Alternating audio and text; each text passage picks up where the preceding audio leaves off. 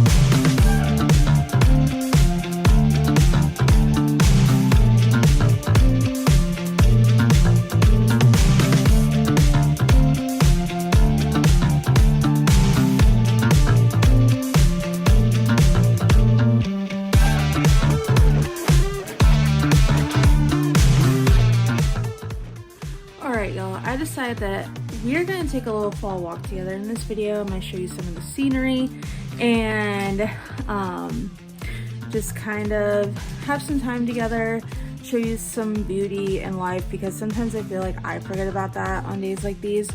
So I just got on my dog mom hat, my cute little sweater from Your Way Customs, and some tie-dye sweatpants, and we're just gonna go have a little walk and just enjoy the scenery.